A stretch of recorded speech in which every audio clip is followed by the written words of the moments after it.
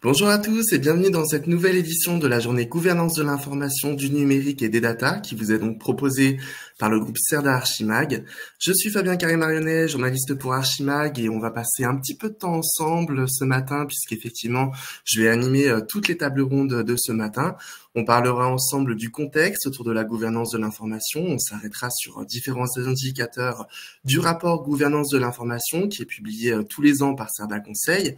On fera ensuite un arrêt sur un sujet ô combien d'actualité puisqu'on parlera d'intelligence artificielle, en particulier générative, au service de la gouvernance de l'information. On fera ensuite le lien pour mieux comprendre les rapports entre data et IA.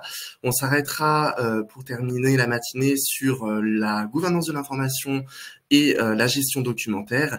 Et cet après-midi, vous aurez le plaisir de retrouver mon cher compère Éric Leven pour parler de conformité RGPD, d'accompagnement au changement, de numérique responsable et une keynote de clôture qui sera encore une fois dédiée à l'intelligence artificielle et à ses évolutions toujours au service de la gouvernance de l'information. Vous verrez de toute façon que l'intelligence artificielle sera évoquée même de façon un peu sporadique tout au long de cette journée. Avant de nous lancer plus particulièrement dans cette keynote d'ouverture, je voulais présenter très brièvement le groupe CERDA Archimag, qui est donc une perma-entreprise pour ceux qui l'ignoreraient. Donc, c'est un modèle d'entreprise qui est basé sur trois piliers: prendre soin de l'humain, prendre soin de la planète et redistribuer les surplus. Et je rappelle que Archimag est organisé autour de différentes activités. Donc, effectivement, Archimag, le magazine numéro 1 sur tout ce qui concerne la transformation digitale des organisations et la dématérialisation, donc intelligence artificielle, data cloud, conformité, dématérialisation éco-responsable encore une fois.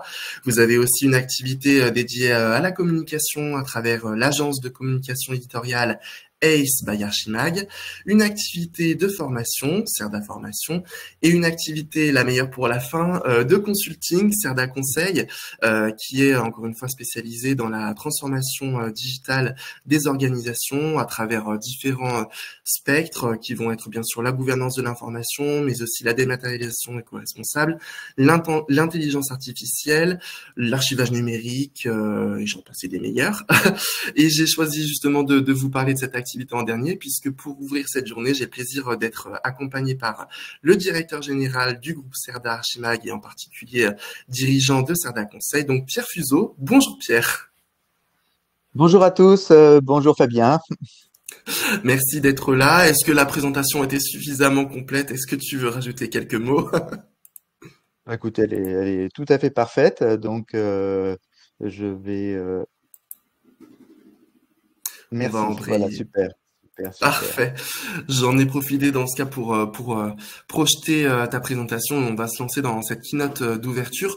Est-ce que dans un premier temps, tu peux nous rappeler un petit peu le cadre réglementaire et normatif autour de la gouvernance de l'information?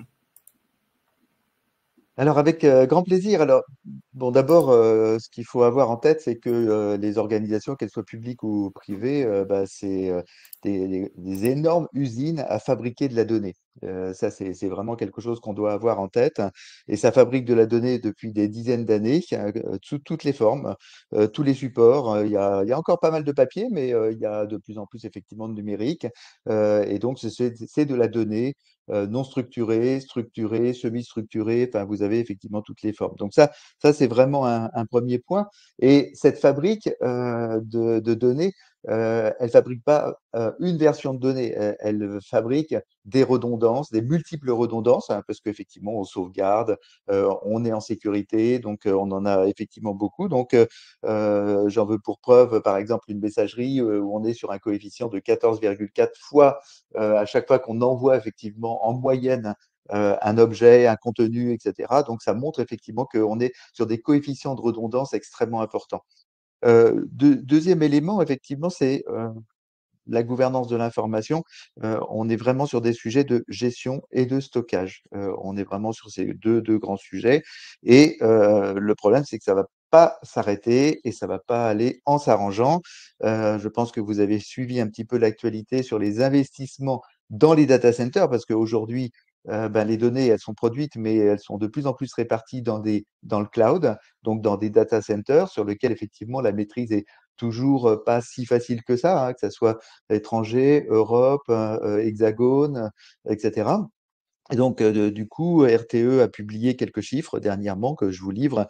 On est parti aujourd'hui de 10 TWh en termes de consommation pour les data centers et sur un épisode de à peu près une période de 10 ans, moi je pense que ça devrait aller encore plus vite malheureusement, on devrait être à 2,5 fois en fait ce qu'on est aujourd'hui, en termes de consommation électrique, spécifiquement data center, spécifiquement en France. Voilà, donc ça c'est vraiment quelque chose qui permet de mesurer, je dirais, alors on est quelque part dans l'urgence climatique, mais on est aussi dans l'urgence de la gouvernance de l'information numérique. Alors du coup, pour répondre à la question, eh bien, alors elle est relativement récente, hein, puisque effectivement, il y a en termes réglementaires et en termes normatifs, il y a une norme qui est une norme chapeau, c'est la norme la 24143. Donc vous allez bientôt la connaître par cœur, hein, évidemment, le numéro en tout cas. Et donc elle date de 2022. Donc 2022, ben, c'est évidemment après le cycle de conception puisque le cycle de conception a commencé en 2017. Et puis, eh ben, évidemment, on a les 4 à 5 ans. Aujourd'hui, on est plutôt sur 3 ans, mais de fabrication effectivement de cette norme. Alors, cette norme, elle a été baptisée par le TC46. Alors, le TC46, qu'est-ce que c'est? C'est le Technical Committee au niveau ISO. Donc là, on est vraiment sur un niveau mondial, international, etc., évidemment. Et le TC46, il a été créé en 1947, pas en 1946, mais en 1947, puisque c'est un des tout premiers TC avoir vu le jour dans le cadre de ISO. Et donc, son sujet, c'est information, documentation, archivage. Donc, c'est effectivement toutes les données sous quelque forme que ce soit. Il faut rappeler que le TC46, c'est celui qui gère les groupes de travail pour les codes pays. Par exemple, tous les codes pays que vous utilisez, US, FR, etc., etc., bah, la gestion avec les nouveaux pays, les pays qui se splitent, etc., eh bien, c'est effectivement la gestion sous couvert du TC46. De la même manière, on a les codes langues. Bah, les codes langues, c'est la même chose. On a toute cette terminologie qui est mise à jour est géré par le TC46. Et donc, ben, c'est la France qui a le secrétariat, donc on en est très fiers depuis effectivement l'origine. Alors, revenons à notre gouvernance de l'information, donc notre 24143. La 24143, ben, on ne savait pas trop où effectivement la rattacher, et donc ce qui a été créé, c'est un WG, donc un Working Group numéro 13, et ce Working Group numéro 13 est à la racine du TC46.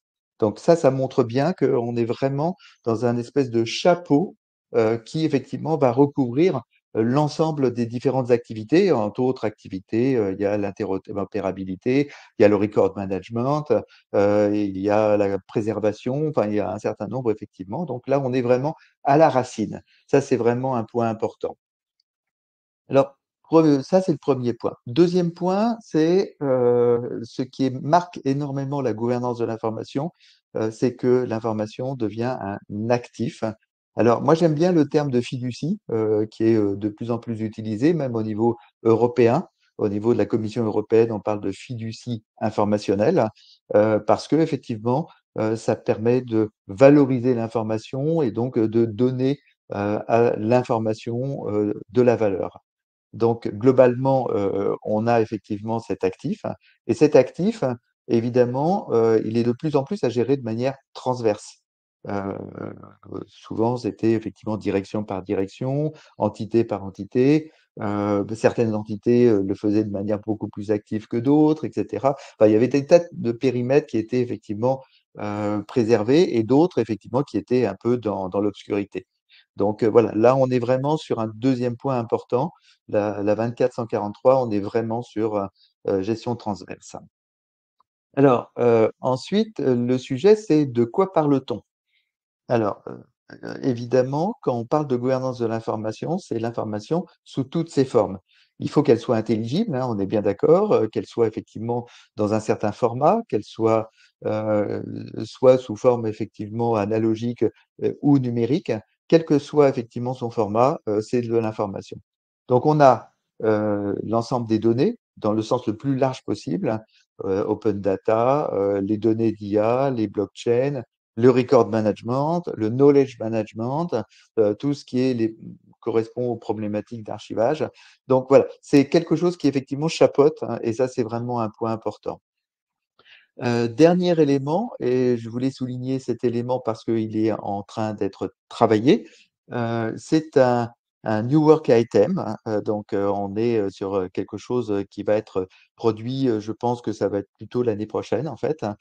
Donc c'est l'ISO 17951, et donc qui correspond à la méthode d'implémentation, ça c'est à l'anglo-saxonne, donc de mise en œuvre en fait du cadre de la gouvernance.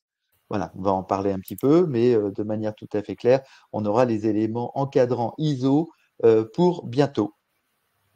Merci Pierre pour ces premiers éléments. Quels sont selon toi les aspects essentiels du coup derrière la gouvernance de l'information?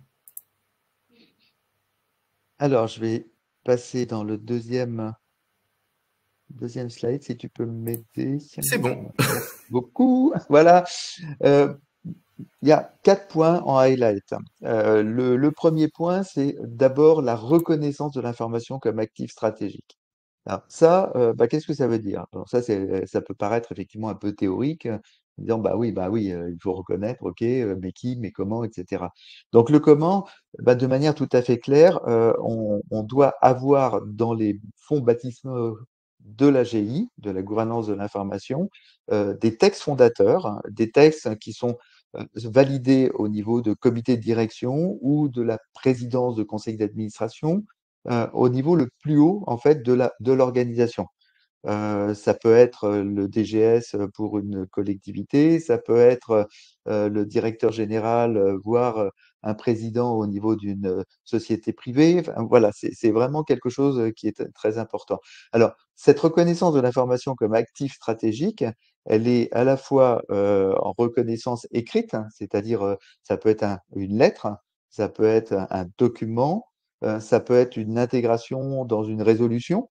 Voilà, ça fait partie effectivement de la formalisation en fait de cette reconnaissance de gouvernance de l'information. Et n'oublions pas que ça devient un actif stratégique dans la mesure où la valeur, alors on parle de valeur, on parle effectivement peut-être plutôt privé, une valeur d'une entreprise, c'est également la valeur de l'information qu'elle gère et qu'elle met à disposition. Alors, on pense tout à fait naturellement et très, très immédiatement aux brevets, mais il n'y a pas que les brevets. Il y a aussi toute la capacité à délivrer, les knowledge management, les projets déjà menés, les projets en cours.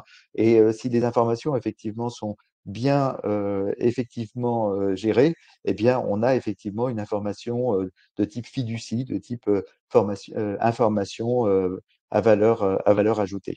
Voilà. Et sans oublier, parce que comme tu l'as dit, Fabien, il y a effectivement l'IA et tout l'entraînement de l'IA, il est absolument fondamental. Et d'où il sort? Bah, tout simplement de cette gouvernance de l'information.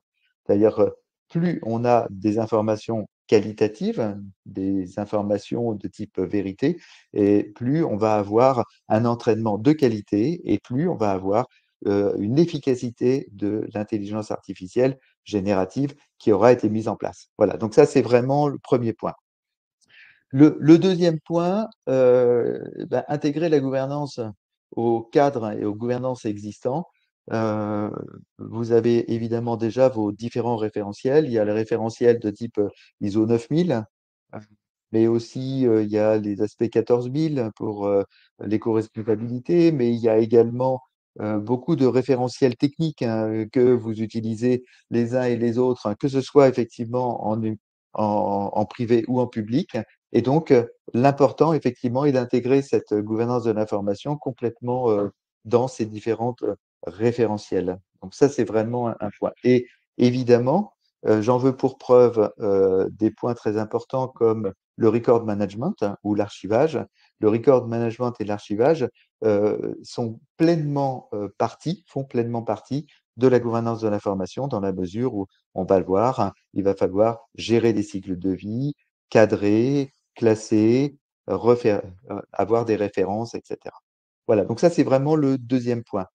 Le troisième point, Eh bien, alors ça, c'est pas le plus simple, hein, dans la mesure où construire de manière transverse une gouvernance de l'information, ça veut dire intégrer un certain nombre de profils, un certain nombre de personnes, de représentants des organisations pour effectivement la co-construire, hein. Donc, n'oublions jamais que gouvernance de l'information, à l'instar des managements de système, eh bien, c'est un système qui va permettre à la fois de se donner des règles, et de mesurer ces règles et ensuite de construire des évaluations, donc des audits du système et enfin de pouvoir améliorer le système. Là, on est dans la route d'Hamming que vous reconnaissez évidemment et donc ça ne se fait pas tout seul, ça ne s'improvise pas avec effectivement, une base de royauté autoritaire pour dire bah voilà, on fait comme ça et on sait que ça marche jamais. Alors, du coup, on a le quatrième point qui est la notion que moi j'appellerais la vérité. C'est-à-dire, qu'est-ce qui fait que l'information que vous avez gouvernée, elle a une crédibilité et elle est le reflet de la vérité, de la réalité, en quelque sorte, hein. Je rebondis sur ce que je disais en point 1.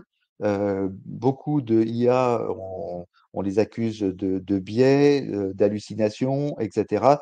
Bah oui, c'est certain parce qu'effectivement, la qualité de l'information qui a été intégrée pour l'entraînement n'a pas été au niveau. Donc, du coup, garantir la qualité, garantir l'intégrité, pardon, et la sécurité et la confidentialité de l'information. Ça, c'est vraiment les 4 points essentiels de la gouvernance de l'information. Donc Je voilà, le donc disais,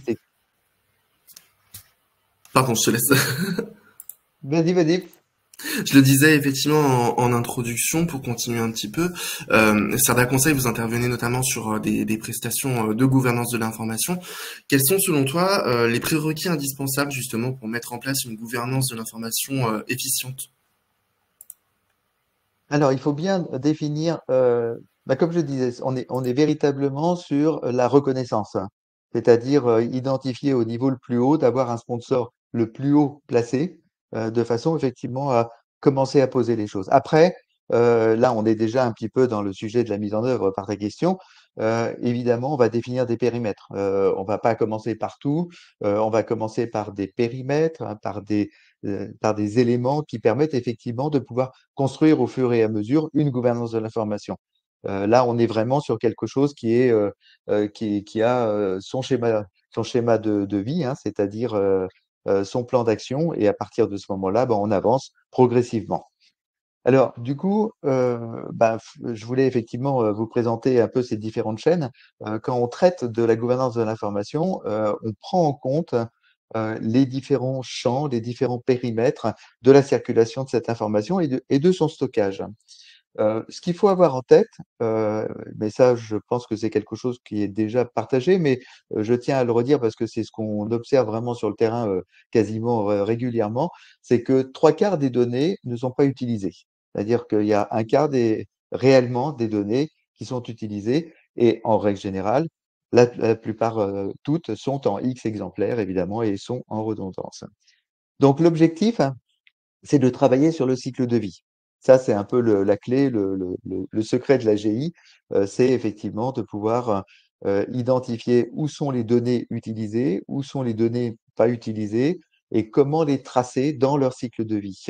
Donc ça, on est vraiment sur de la documentation importante pour, un, éviter les redondances, viser ce que j'ai appelé la vérité, c'est-à-dire le traçage, grâce au traçage du cycle de vie, et puis beaucoup travailler sur des référentiels, comme par exemple ben, les plans de classement. C'est pas tant ancien que ça, c'est encore un peu d'actualité, et puis d'autres référentiels, des catalogues de classification, des catalogues de données, mais ça, on va y revenir.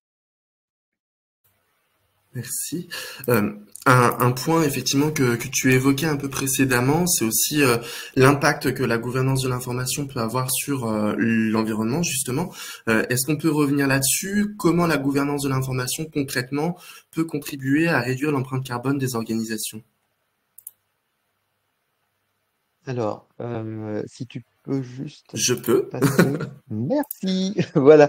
Alors, il y a un point qui, à mon avis, un certain nombre de collègues le partagent, est relativement un petit point de faiblesse dans la norme. La norme sur la gouvernance de l'information, elle a un chapitre 5 avec les différentes principes et exigences. Et puis, il y a dans la 15e, c'est la numéro 15, exigence. Donc, c'est le 5.15. La norme est peu satisfaisante parce qu'il y a une ligne uniquement sur l'éco-responsabilité et donc c'est uniquement du sustainable en fait. Donc là, on est vraiment sur quelque chose qui est relativement résiduel malheureusement, mais bon, elle a été pensée en 2004 en 2017 et elle a été publiée en 2022. Aujourd'hui, ça prend de plus en plus de champ et d'importance. Donc, on peut imaginer effectivement qu'elle aurait été écrite un peu différemment si elle avait été écrite aujourd'hui. Voilà, donc ça, c'est vraiment un point important. Deuxième point, c'est approche globale. Donc, approche globale, ça veut dire tout support, donc du papier, de l'électronique, du film, etc. Et donc, ben, pour gouverner en éco-responsabilité, il faut être en capacité de mesurer. Donc, ce qu'on met en place en règle générale pour mesurer, eh bien, on met des capteurs sur les messageries, on met des capteurs sur les gigas dans les GED, dans les archivages, dans les signatures électroniques, etc. Et donc, du coup, on a des incréments qui permettent de calculer l'empreinte carbone, hein, puisque c'est la mesure phare, de façon à mesurer soit la croissance, soit la réduction, ce qui est un peu l'objectif, hein, mais qui permet effectivement d'avoir une gouvernance plus globale. Merci pour ces éléments. Je vais justement partager le support dont est extrait la slide qui s'affiche actuellement. Une dernière question, et on est dans les temps, donc c'est parfait. Selon toi, qui doit être à l'origine et impliqué, parce que ça peut être deux corps de métiers différents, dans la gouvernance de l'information? Et je passe à la slide suivante. Merci beaucoup. Alors, le premier point de manière générale, il faut ne pas se mentir, la culture de l'information et de la donnée, hein, ou l'éthique de la donnée, est très très peu partagée à tous les niveaux des organisations, que ce soit dans le secteur public, que ce soit dans le secteur privé. Hein, ça, c'est vraiment quelque chose qui est un point important. Donc, il y a déjà tout un travail de sensibilisation, de formation, d'informations sur le sujet. Donc ça, voilà, ça fait partie effectivement des différents éléments. Alors, la complexité, vous l'avez compris, de la gouvernance de l'information, c'est d'une part le fait que c'est transverse et d'autre part que ça touche l'ensemble des strates de décision, de direction et de management. On observe effectivement des points ou des profils qui sont assez phares, hein. Les premiers profils, c'est évidemment les directions métiers, hein, que ce soit effectivement les directions générales adjointes dans le public, que ce soit les directions générales ou les services au plus haut niveau dans les privés. Là, on est sur les directions métiers parce que ben, ils en ont besoin pour leur travail, ils en ont besoin pour faire valoir leurs droits. Et donc, il y a absolument besoin de pouvoir effectivement centrer sur les directions métiers. Après, on a vu que c'était transverse, donc ça veut dire plusieurs directions métiers. Après, on va commencer par la première, la deuxième, la troisième, etc. Deuxième interlocuteur et deuxième grand acteur, c'est évidemment l'IT.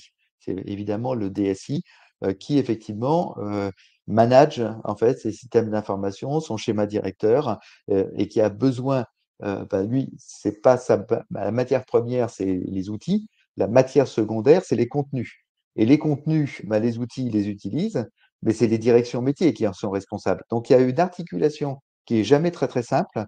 Donc, on est sur l'articulation direction métier et IT DSI. Donc, voilà, stratégie à poser en termes de gouvernance de l'information. Et puis ensuite, évidemment, comme je le disais, il y a direction générale, direction de la transformation aussi, hein, ça c'est un point aussi très important, qui va chapeauter et qui va rendre les éléments beaucoup plus transverses parce que c'est nécessaire. Et ensuite, il y a bah, les profils plus spécialisés. Il y a évidemment le DPO, le ou la DPO, hein, puisque là, on est les données à caractère personnel, il y en a partout. Donc là, on est effectivement dans un cycle RGPD.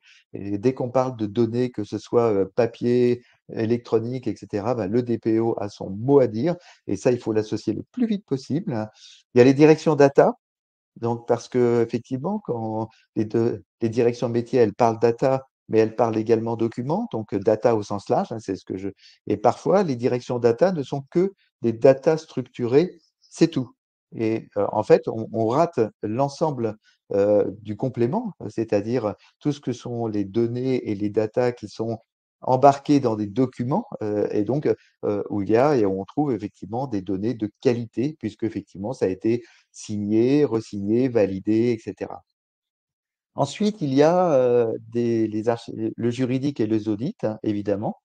Et enfin, il y a bah, les spécialistes qui sont les archivistes. Alors, on peut trouver des data librarians, des documentalistes, des spécialistes de l'open data. Et enfin, je dirais enfin, ou en premier, enfin ça vous les mettez où vous voulez, le RSE a quelque chose effectivement de très important puisque il y a de plus en plus d'augmentation et en début d'après-midi, j'y reviendrai sur les émissions de gaz à effet de serre. Donc là, on est vraiment sur un vrai sujet. Le SI est très important. Et enfin, évidemment, il y a la QVT, les RH ou le CSE qui ont, parce qu'il y a de la transformation, parce que les informations, c'est de la matière première, et cette matière première, elle est valorisée, et donc du coup, il y a des transformations. Et puis ensuite, eh bien, sans vraiment dévoiler de secrets. Dans tout projet, il y a les utilisateurs finaux, il y a les interlocuteurs projet, il y a les sponsors, les chefs de projet IT, les chefs de projet métier, les chefs d'équipe. Et donc, tout élément et tout acteur, effectivement, en termes d'utilisation.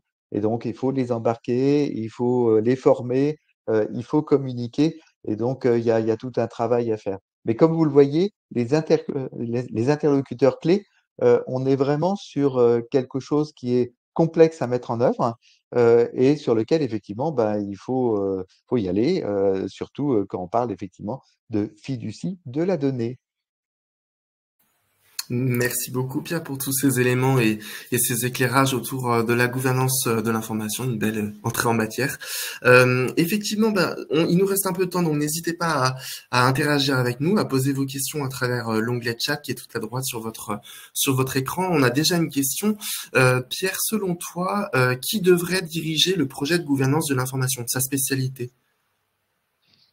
Alors la spécialité, là, dans les retours d'expérience qu'on a sur la gouvernance de l'information, nécessairement, comme on l'a vu, il y a direction métier et IT, mais il peut y avoir des impulsions.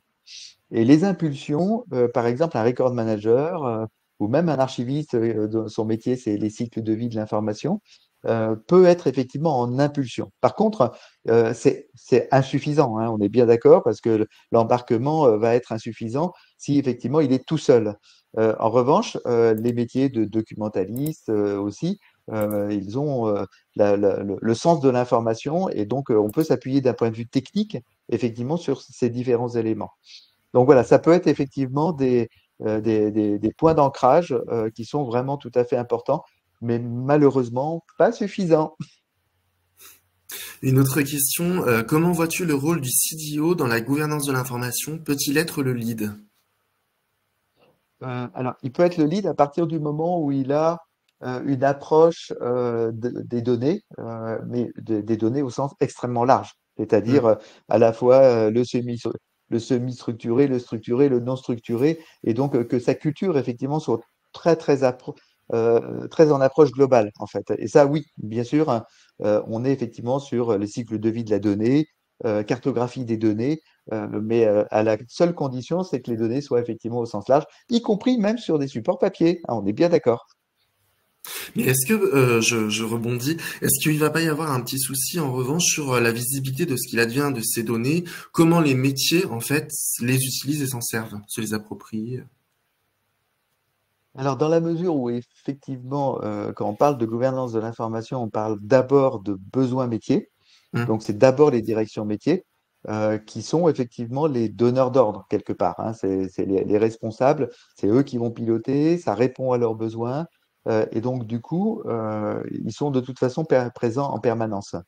Sans direction métier, ça devient que de la théorie ou de la technique, et en fait, ça sert à rien. Et Mm. donc, on va se retrouver effectivement un peu en désespérance et en arrêt de projet, voire effectivement en annulation de projet, ce qui serait effectivement un peu dommage. Oui, contre-productif. Une dernière question et ensuite on prolongera. Quels sont les arguments à mettre en avant pour convaincre la direction de partir sur une gouvernance de l'information? L'efficacité déjà. Alors, on fait une différence entre secteur public et secteur privé, hein. Secteur privé, on est vraiment sur de la valeur, sur de la valorisation. Ça se transforme en millions d'euros. C'est-à-dire, en fait, si je n'ai pas l'accès à cette information, ça me fait perdre combien? Euh, Là, on est vraiment sur un sujet effectivement de valorisation. La gouvernance de l'information alimente l'IA. Donc ça, on va en parler un petit peu tout le temps, comme tu l'as bien précisé. Et donc, cette IA a besoin d'être nourrie pour être entraînée avec des données de qualité. S'il n'y a pas de données ou s'il y a des données entre guillemets pourries, etc., eh bien, on va se retrouver avec des IA de biais, avec des IA hallucinées, voire des IA qui vont régurgiter un certain nombre d'informations. Et donc là, on est en danger de sécurité, hein. Donc voilà, ça c'est vraiment un point privé, je pense qu'il faut valoriser. Et ça rentre effectivement dans la valorisation d'une entreprise, hein, tout simplement.